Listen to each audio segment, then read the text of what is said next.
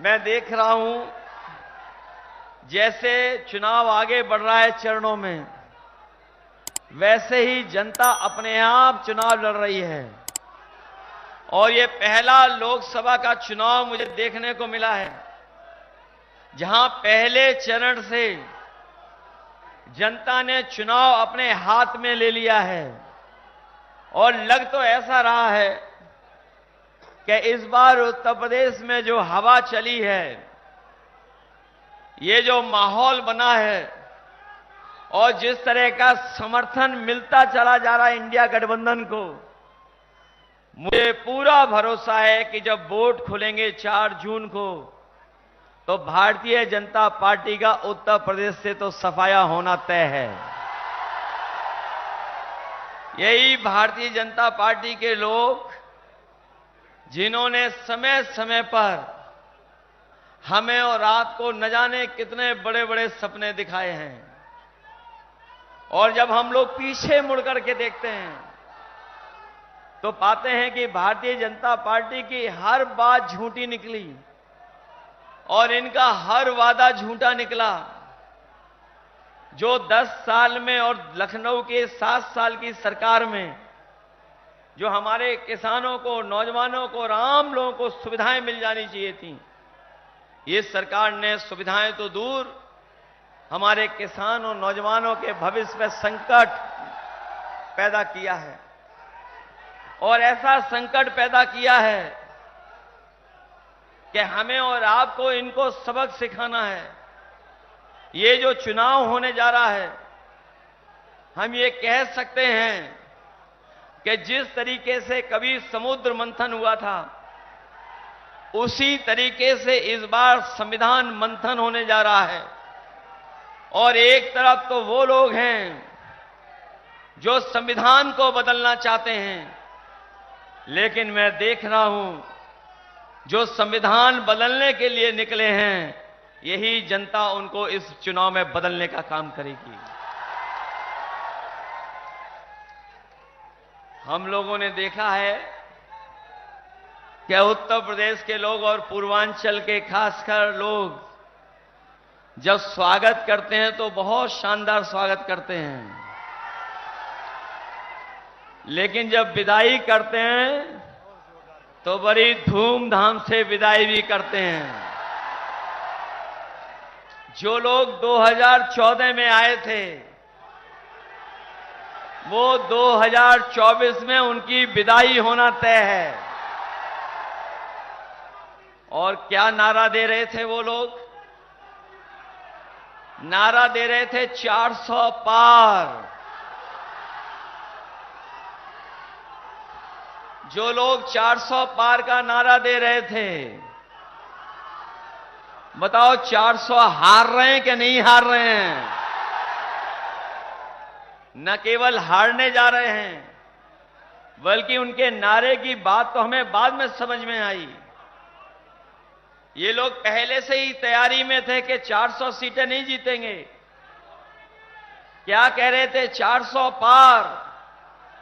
और हमारे नौजवान साथी जानते होंगे, वो जानकारी रखते हैं, गणित को भी समझते हैं।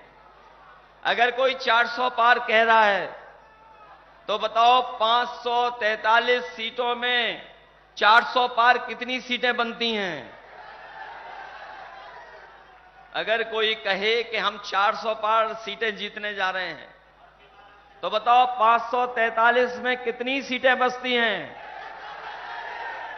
ये जो 143 सीटों वाले लोग जो सपना देख रहे हैं, मैं उन्हें कहना चाहता हूं कि इस बार 140 करोड़ की जनता उन्हें 140 सीटों के लिए भी तरसा देगी। कहने को ये कहते थे कि ये डबल इंजन की सरकार है। ये दिल्ली और लखनऊ वाले लोग मिलकर के कहते हैं कि हम डबल इंजन की सरकार हैं। मैं अभी अखिलेश प्रताप सिंह जी का भाषण सुन रहा था। मुझे लगता है कि डबल इंजन की सरकार देवरिया आते आते हाफ जाती है या धुआं निकल जाता है इनके इंजन का। बताओ, ये डबल इंजन की सरकार, इनके डबल इंजन कबाड़ा निकले कि नहीं निकले? और ये वही लोग हैं जिन्होंने किसानों से कहा कि हम किसानों की आय दोगुनी कर देंगे, और 10 साल के बाद जब किसान अपना हिसाब किताब लगाता है तो ना उसकी पैदावार की कीमत दिला पाई सरकार, और वहीं जब वो किसान अपनी लागत का हिसाब किताब लगाता है तो बताओ किसान भाइयों, आपकी लागत बढ़ गई कि नहीं बढ़ गई? न केवल इस महंगाई में लागत बढ़ी है, बल्कि इन्होंने पिछले 10 साल में आपकी खाद की बोरी से भी चोरी करना शुरू कर दिया। इन्होंने पहले 5 किलो चुराया, फिर 5 किलो चुरा दिया। बताओ कितने की चोरी की है खाद की बोरी से?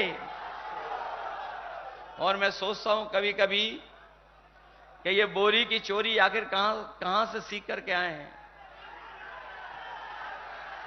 और जब कभी बाजार में आपने देखा होगा, बाजार में देखोगे अगर आप, तो ये बोरी की चोरी पार्ले जी बिस्किट पैकेट से सीख करके आए हैं। हमारे साथियों को याद होगा, पार्ले जी का बिस्किट पैकेट इतना बड़ा आता था, और जैसे जैसे महंगाई बढ़ी और मुनाफा उन्होंने कम नहीं किया, तो बताओ आज बिस्किट का पैकेट कितना छोटा हो गया। जिन्होंने बाजार से खरीदा होगा वो जानते होंगे कि आज बिस्किट के कितना है एक पैकेट में। अभी तो 5 आ रहे हैं। ये बीजेपी की सरकार आ गई तो पार्ले जी के बिस्किट पैकेट में भी एक ही पैक बिस्किट मिलेगा। इसलिए सावधान है कि नहीं है सावधान? न केवल बोरी से चोरी की है, बल्कि हमारे किसान भाई जानते होंगे, जब डीएपी लेने गए होंगे तो नैनो यूरिया खरीदवा दी।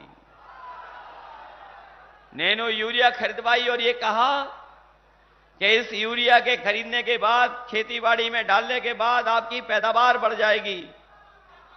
लेकिन जो जानकार लोग होंगे वो जानते होंगे कि नैनो यूरिया डलने के बाद भी कोई पैदावार नहीं बढ़ी, न हमारे किसानों को लाभ मिला।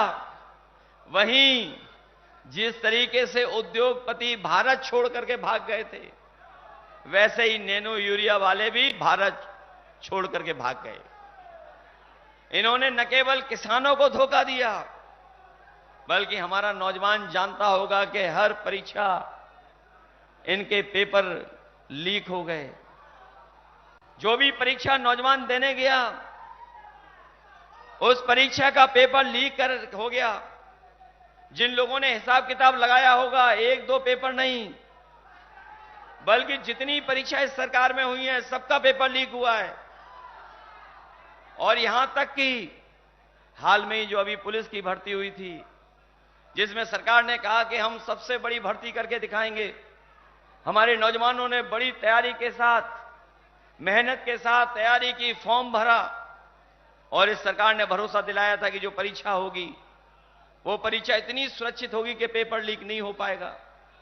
जब नौजवान परीक्षा देने गया, पहले दिन दी, दूसरे दिन दी, और जब परीक्षा दे करके घर लौटा तो पता लगा कि उस पुलिस भर्ती का भी पेपर लीक हो गया। मैं अपने नौजवानों से कहना चाहता हूं, इस सरकार में पेपर लीक नहीं हुआ है। ये इस सरकार ने जानबूझ करके पेपर लीक कराए, जिससे नौजवानों को नौकरी ना देनी पड़े। नौकरी ना देनी पड़े इसलिए पेपर लीक हुआ है। और याद रखना नौजवान साथियों, आपके 10 साल नहीं गए हैं, आपका 1/3 जीवन इन्होंने बर्बाद किया है आपको नौकरी न देकर के। इन्होंने बड़े बड़े सपने दिखाए थे कि निवेश आएगा, बड़े बड़े आयोजन लखनऊ से लेकर के और दिल्ली से लेकर के विदेशों में किए।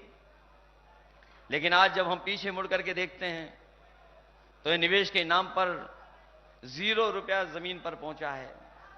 न केवल निवेश में धोखा दिया, बल्कि निवेश आने के बाद भी किसी भी नौजवान को कोई रोजगार नहीं दे पाए। और इसी सरकार में लगभग 60 लाख ऐसे नौजवान हैं जिन्होंने परीक्षा दी, लेकिन पेपर लीक होने के कारण उन्हें नौकरी नहीं मिली।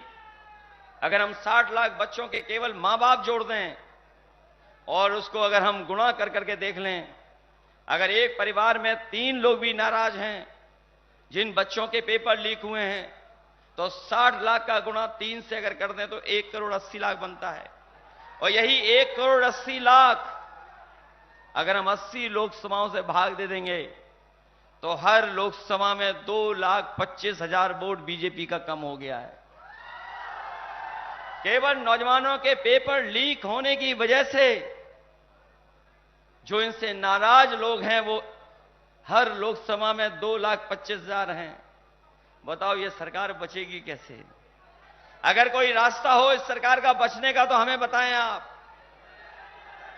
और हमारे तमाम साथियों को याद होगा, ये वही सरकार है जब कोरोना आया तो हमें और आपको इन्होंने वैक्सीन लगवा दी। और जब इनकी वैक्सीन की चोरी पकड़ी गई चंदा वाली, तो वही कंपनी वाले लोग कहते हैं कि अब हम आपसे वैक्सीन वापस ले लेंगे। कोई हमें बताए जो वैक्सीन शरीर में लग गई है वो शरीर से वापस कैसे ली जाएगी? अगर कोई व्यवस्था हो सरकार के पास तो हमें बता दो।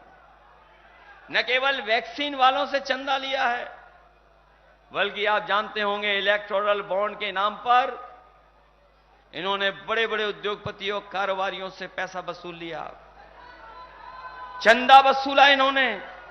ईडी सीबीआई इनकम टैक्स से डरा करके धमका करके पैसा वसूला है। और कोई छोटा मोटा पैसा नहीं वसूला है। किसी से 1,000 करोड़ ले लिए, किसी से 600 करोड़ ले लिए, किसी से 500 करोड़ ले लिए। आज जो हमें सामना करना पड़ रहा है महंगाई का, कहीं ना कहीं इलेक्टोरल बॉन्ड की वजह से भी उन कंपनियों ने महंगाई बढ़ाने का काम किया। क्योंकि जिन कंपनियों ने चंदा दिया उन्होंने मुनाफा कमाना शुरू कर दिया, और अगर कोई मुनाफा कमाएगा तो अपने आप महंगाई बढ़ जाएगी। इस सरकार ने जहां किसान नौजवान को धोखा दिया, वहीं लगातार इस सरकार में महंगाई बढ़ती चली जा रही है। जहां हम खाद, यूरिया, डीएपी, इसकी तो महंगाई जानते ही जानते हैं, लेकिन आपने देखा होगा इस सरकार में हर चीज महंगी हो गई है। चाहे वो डीजल हो, पेट्रोल हो, खाने की चीज हो, बाजार में दवाइयां हो, और यहां तक कि हमारे नौजवान जानते होंगे, पहले बताओ मोटरसाइकिल कितने रुपए की आती थी और आज मोटरसाइकिल की कीमत क्या है? आखिरकार जो महंगाई बढ़ी है मुनाफा किसकी जेब में जा रहा है? इसलिए सावधान हो कि नहीं सावधान हो। न केवल इन्होंने नौकरी रोजगार छीने हैं, बल्कि हमारा नौजवान मेहनत करता था, तैयारी करता था फौज में भर्ती के लिए, और फौज में जाकर के वो पक्की नौकरी करना चाहता था वर्दी पहन करके, लेकिन इस सरकार ने उस नौकरी को भी आधा अधूरी नौकरी बना दिया। 4 साल की नौकरी अग्निवीर हम अपने नौजवानों को कहकर के जा रहे हैं कि समाजवादी लोग और इंडिया गठबंधन कांग्रेस पार्टी इस अग्निवीर व्यवस्था को कभी स्वीकार नहीं करेगी। जब भी सरकार में हम लोग आएंगे इस अग्निवीर व्यवस्था को हमेशा हमेशा के लिए हटाने का काम करेंगे। अभी तो ये अग्नि व्यवस्था फौज में आई है, हम अपने खाकी पहनने वाले भाइयों को भी कभी कभी सावधान करते हैं, और इसलिए सावधान करते हैं कि फौज की नौकरी 4 साल की कर दी। ये सरकार में आ गए तो हमारे खाकी वर्दी पहनने वालों की भी नौकरी 3 साल की कर देंगे। ये हमारे प्रेस के साथी पूछते हैं कि कैसे संभव है। मैं उनसे पूछता हूं कि बताओ, आपको पता था कि हवाई अड्डे बिक जाएंगे? क्या आपको पता था कि रेलवे स्टेशन, रेलवे की ट्रेनें बिक जाएंगी? क्या आपको पता था इकलौती इलाहाबाद बैंक थी वो बिक जाएगी? क्या आपको पता था कि अग्नि व्यवस्था लागू हो जाएगी? और क्या आपको पता था कि आधी रात नोटबंदी हो जाएगी? जब आपको नहीं पता था, अगर ये दोबारा आ गए तो फौज की तो 4 साल की नौकरी, खाकी वर्दी वालों की 3 साल की नौकरी कर देंगे। न केवल ये लोग नौकरियों से खिलवाड़ कर रहे हैं, बल्कि जितनी भी सरकारी नौकरियां उनको संविदा और आउटसोर्स पे भेज रहे हैं। और वो आउटसोर्स पे इसलिए भेज रहे हैं जिससे कि इन्हें आरक्षण न देना पड़े। इधर मैं देखता हूं कि दिल्ली वाले और लखनऊ वाले आरक्षण को लेकर के बहुत सारे सवाल भी कर रहे हैं, जवाब भी दे रहे हैं, लेकिन मैं अपने तमाम पीडीए परिवार के लोगों को कह करके जा रहा हूं, इतना आरक्षण के साथ कभी खिलवाड़ नहीं हुई होगी जितना भारतीय जनता पार्टी की सरकार में हुई है। न केवल ये आरक्षण खत्म करना चाहते हैं, अगर ये सत्ता में दोबारा आ गए तो बाबा साहब भीमराव अंबेडकर जी का दिया हुआ संविधान को भी खत्म करने का काम करेंगे। इसलिए आपको सावधान रहना पड़ेगा, क्योंकि यही बाबा साहब भीमराव अंबेडकर जी का संविधान हमें अधिकार दिलाता है, यही संविधान हमें न्याय दिलाता है, यही संविधान हमारे लिए संजीवनी है। इसलिए हम इस चुनाव में आप सबसे अपील करना चाहते हैं, जहां एक तरफ हमें अपनी आप को तमाम चीजों का सामना करना पड़ रहा है, वहीं हमें और आप सबको मिलकर के इस संविधान को बचाने के लिए भी लड़ना पड़ेगा। इसलिए संविधान बचाने के साथ साथ आपको इस देश की लड़ाई में भी हम लोग का साथ देना होगा। ये जो दिल्ली में बैठे लोग हैं, जो अपने केवल मित्र मंडल के लिए काम करते थे, जो लोग अपने केवल मित्र मंडल के लिए काम करते थे, अब जो माहौल बना है, लग तो ऐसा रहा है कि 4 जून के बाद न केवल मंत्रिमंडल बदलने जा रहा है, बल्कि ये मीडिया मंडल भी बदलने का काम होगा।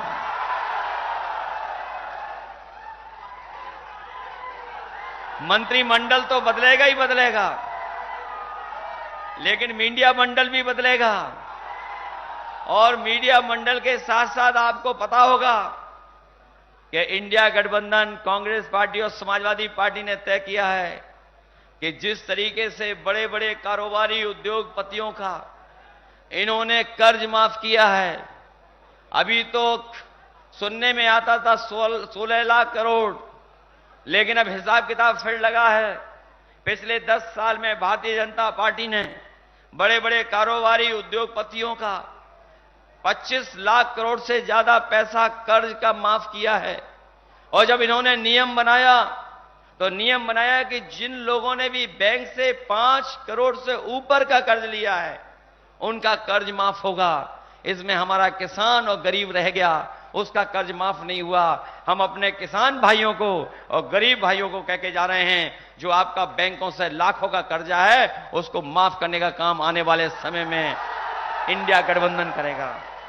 न केवल कर्ज माफ होगा, बल्कि हमारे किसानों की वो लड़ाई, उनकी पैदावार की कीमत दिलाने के लिए एमएसपी का अधिकार भी दिलाने का काम आने वाले इंडिया गठबंधन की सरकार में होगा। आप में से बहुत सारे साथियों को याद होगा, समाजवादी सरकार जब जब बनी, हम लोगों ने और नेताजी ने जहां समाजवादी पेंशन देकर के गरीब परिवार की माताओं बहनों की मदद की थी, वहीं कन्या विद्याधन देकर के भी बेटियों को पढ़ने का मौका दिया था। इस बार इंडिया गठबंधन ने तय किया है कि आने वाले समय में गरीब परिवार की माताएं बहनों को उनके अकाउंट में 1 लाख रुपए पहुंचाने का काम होगा। और वहीं जो 30 लाख के लगभग सरकारी नौकरियां हैं जो अभी तक भरी नहीं गई हैं, और भरी इसलिए नहीं गई हैं क्योंकि उन्हें आरक्षण देना पड़ता, इसलिए अपने नौजवानों को भरोसा दिला के जा रहे हैं कि सरकार की 30 लाख नौकरियां आरक्षण को लागू कर करके अपने नौजवानों को नौकरी देने का काम होगा। जहां नौकरियों के अवसर होंगे, वहीं याद होगा आपको, इन बीजेपी वालों ने 2022 में राशन दे करके वोट लेने का काम किया था, और इन्होंने गरीबों को राशन में कभी दाल दी, कभी चना दिया, रिफाइन तेल दिया, नमक दिया। जब वोट मिल गया, सरकार बन गई, तो राशन में कटौती कर दी, राशन की गुणवत्ता को भी खराब कर दिया। और आज हमारे गरीब लोग जानते होंगे कि उन्हें राशन में क्या मिल रहा है। राशन में पता नहीं क्या दे रही है सरकार, कोई खास गुणवत्ता नहीं के साथ नहीं दे रहा। इसलिए इंडिया गठबंधन समाजवादी पार्टी ने तय किया है कि जहां राशन की मात्रा बढ़ाएंगे, उसकी गुणवत्ता को भी बेहतर करेंगे। और जिस तरह से संपन्न लोग बाजार से पैकेट का आटा खरीद करके खा रहे हैं, जो कभी पौष्टिक भी है, अपने हम नौजवानों को, गरीबों को कह के जा रहे हैं कि आने वाले समय में राशन की गुणवत्ता बढ़ा करके पौष्टिक पैकेट का आटा के साथ साथ आपको डाटा फ्री देने का भी काम आने वाली सरकार में होगा। जहां आपके स्वास्थ्य को बेहतर करने के लिए पौष्टिक आटा और चीजों को समझने के लिए, आगे बढ़ने के लिए, जानकारी हासिल करने के लिए आपको डाटा फ्री देने का काम करेंगे। ये जो लखनऊ वाली सरकार है, जो हमारे उल्टे पुल्टे मुख्यमंत्री हैं, वो हर चीज की नकल कर लेते हैं। समाजवादियों ने लैपटॉप दिया था इतना बड़ा, इन्होंने लैपटॉप नहीं दिया। जो लैपटॉप में फोटो आती थी उसकी तो नकल की, लेकिन लैपटॉप की जगह बताओ क्या दिया आपको? और इतना रद्दी दिया है कि उंगली घिसते रहो, वो चलता ही नहीं है। न केवल इसकी नकल की है, इसलिए आज बहुत सारी जानकारी, ऑनलाइन पढ़ाई, ऑनलाइन फॉर्म भरना हो या हमें बहुत सारी जानकारी हासिल करनी हो, उसके लिए डाटा बहुत जरूरी है। इसलिए आटा के साथ डाटा, और आने वाले समय में आपको टेक्नोलॉजी से जोड़ने के लिए हम लोग लैपटॉप तक भी सुविधाएं दी थी।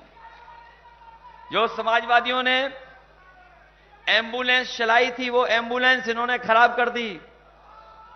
न केवल गरीब परिवार के लोगों को लिए चली थी, बल्कि अपनी गर्भवती माताएं बहनों के लिए भी एम्बुलेंस चलाने का काम किया था। गांव में रह करके कोई फोन करता था, एम्बुलेंस अस्पताल तक ले जाती थी। लेकिन हालात ऐसे पैदा कर दिए सरकार ने, जो समाजवादियों की चलाई हुई एम्बुलेंस को तो खराब किया ही किया है। और पिछले दिल्ली के 10 साल और यूपी के 7 साल की सरकार में कोई भी ऐसा जिला अस्पताल नहीं बनाया जहां पर गरीबों का इलाज हो जाए, उनको दवाई मिल जाए और उनके परिवार के लोगों को सही तरीके से इलाज हो जाए। कोई अस्पताल नहीं बनाया, न सुविधाओं को बेहतर किया। वहीं जो पुलिस के लिए गाड़ी दी थी 100 नंबर, वो इस सरकार ने 112 कर दी। और जब से सरकार ने 112 किया, 100 से 112 किया, पुलिस को लगा कि उन्हें भी अपना रेट बढ़ा लेना चाहिए। सरकार ने अगर 100 से 112 किया तो पुलिस ने भी अपना रेट बढ़ा लिया। और सुनने में तो आ रहा है कि अगर फोन मिलाओगे तो अब दोनों पक्षों से पैसा वसूल लेगी पुलिस। इसलिए हम आपसे निवेदन करने आए हैं और आपसे अपील करने आए हैं। इसलिए हम आपसे निवेदन और अपील करने आए हैं। ये चुनाव न केवल हमारा आपका है, बल्कि हमारे आपके भविष्य के साथ साथ आने वाली पीढ़ी के भविष्य का भी चुनाव है।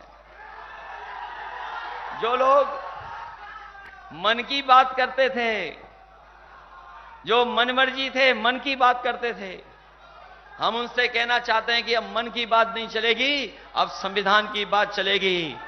अब नाम वाली सरकार नहीं चाहिए हमें। आपको, गरीब लोगों को नाम वाली सरकार नहीं चाहिए, सरकार हमें काम वाली चाहिए। इसलिए आपसे हम विशेष निवेदन करने आए हैं। इस क्षेत्र में और यहां के लोगों ने बहुत भरोसा किया बीजेपी पर। न केवल लोकसभा में जिताया, विधानसभा में भी जिता दिया। सुनने में आया कि मंत्री तक लोग बन गए हैं, लेकिन नहर में पानी नहीं अपने गांव में पहुंचा पा रहे हैं। और ये विकास, जो खुशहाली लाने का काम है, वो भी सरकार नहीं कर पा रही है। जितना काम समाजवादियों ने किया था, सड़कों से लेकर के, पुलों से लेकर के सब स्टेशन बनाने तक, और बिजली के इंतजाम को बेहतर बनाने के लिए, वो काम भी ये सरकार आगे नहीं बढ़ा पाई। न केवल पुरानी व्यवस्था खराब कर दी, वहीं इन्होंने बिजली का बिल भी ज्यादा देना शुरू कर दिया है। जो बिजली पहले सस्ती थी, आज उसका बिजली का बिल ज्यादा वसूल रहे हैं। और न केवल वसूल रहे हैं, बल्कि गरीबों पर मुकदमा भी ये सरकार दर्ज करा दे रही है। इसलिए आप सबसे, जहां हम अपने नामा राशि अखिलेश प्रताप सिंह जी के लिए वोट मांगने आए हैं, वहीं आपके नेता रहे जन्मेजय सिंह जी सेतवार जी, जो इस क्षेत्र के, न केवल इस क्षेत्र के बल्कि आसपास के तमाम क्षेत्रों की मेहनत कर करके और उनको लोगों को सेवा करने का काम किया। उन्हीं के बेटे पिंटू को भी हम आपसे सहयोग मांगे, उनके लिए भी सहयोग मांगने में आया हूं। और मैं भरोसा दिलाता हूं कि इस क्षेत्र के लिए पहले भी समाजवादियों ने विकास किया था। आने वाले समय में जब हम लोगों को मौका मिलेगा तो प्राथमिकता पे इन जिलों को लेकर के हम लोग विकास से जोड़ने का काम करेंगे। जो लोग डबल इंजन की सरकार बोलते थे, उनके इंजन आपस में टकरा रहे हैं और उसका परिणाम यह है कि सबसे ज्यादा जनता का नुकसान हो रहा है। न दिल्ली से लाभ मिल रहा है, न यूपी से लाभ मिल रहा है। जो सुविधाएं दिल्ली वालों को देनी थी और यूपी वालों को देनी थी, आपके पड़ोस में रहकर भी मुख्यमंत्री जी को जो करना चाहिए था वो नहीं कर पा रहे हैं। और उसका परिणाम यह है कि सबसे ज्यादा संकट में अगर कोई है तो गरीब है। और न केवल गरीब के साथ भेदभाव हो रहा है, बल्कि कई मौकों पर हम लोगों ने देखा है जो हमारे अपने लोग हैं उनके साथ अन्याय भी बहुत हो रहा है। भेदभाव तो है ही है, लेकिन यह सरकार अन्याय भी करती है। कई मौकों पर देखा कि यहां का आम आदमी खड़ा हो गया था अन्याय के खिलाफ, तब जाकर के सरकार को झुकना पड़ा था। इसलिए ये चुनाव संविधान बचाने का तो है ही है, साथ ही साथ हमें और आपके आने वाली पीढ़ी के भविष्य को बचाने का भी चुनाव है। इसलिए मदद करना, सहयोग करना, और जो माहौल बना है उससे भारतीय जनता पार्टी के लोग घबराए हुए हैं। वो सोचते हैं कि अब पूर्वांचल की धरती उन्हें हटाने जा रही है, उन्हें हमेशा हमेशा के लिए हटाना चाह रही है। ये आखिरी वक्त पर कुछ न कुछ मैनेजमेंट करेंगे। उस मैनेजमेंट के लिए आप सावधान रहोगे कि नहीं रहोगे? जो चुनाव हो चुके, जहां सरकार घबरा रही है, वहीं देखने को यह भी मिल रहा है कि लोगों को बूथ पे जाने के लिए रोक रहे हैं। हमारे देवरिया के साथी, पडरौना के साथी, कहीं ऐसा तो नहीं कि आप घबरा जाओगे? अगर ये रोकें तो पहुंच तो जाओगे बूथ पर, अपना वोट तो डालोगे। और आखिरी का जो मैनेजमेंट होता, जो ये आखिरी में मैनेजमेंट करते हैं, उससे सावधान रहोगे कि नहीं रहोगे? न केवल सावधान रहना है, अगर कोई मैनेजमेंट करने आए तो उसे पकड़ना भी है। पकड़ करके कुछ सवाल भी पूछ लेना उन लोगों से। उनसे सवाल पूछोगे कि नहीं पूछोगे? हालांकि हमने सुबह ही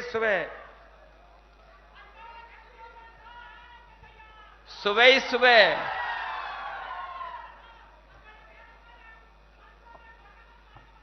मुझे खुशी है कि हमारे बुजुर्ग साथी पूरी ईमानदारी से तैयार हैं इनको भगाने के लिए। वहीं हम आपसे कहना चाहते हैं, सुबह सुबह हमने कहा कि जहां देखें भाजपाई वहां बिछाओ चारपाई, और इनसे सवाल पूछेगा आप। जब ये भाजपाई आपके साथ आए, आपको मिल जाए मैनेजमेंट करते हुए कहीं गांव में, किसी कोने में, किसी गरीब के पास, तो उनसे पूछना कि भाजपा संविधान क्यों बदलना चाहती है।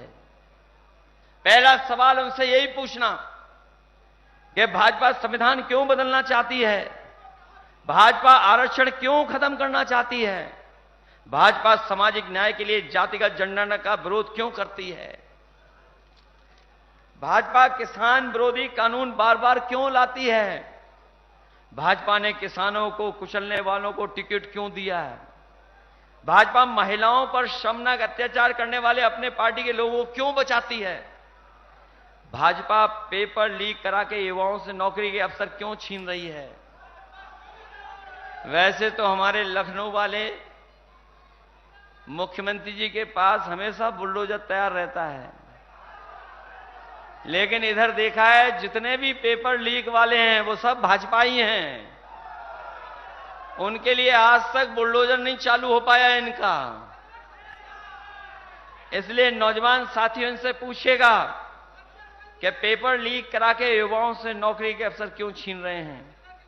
भाजपा मुनाफाखोरी को बढ़ावा देकर के कारोबारियों से चुनावी चंदा वसूलकर महंगाई क्यों बढ़ा रहे हैं।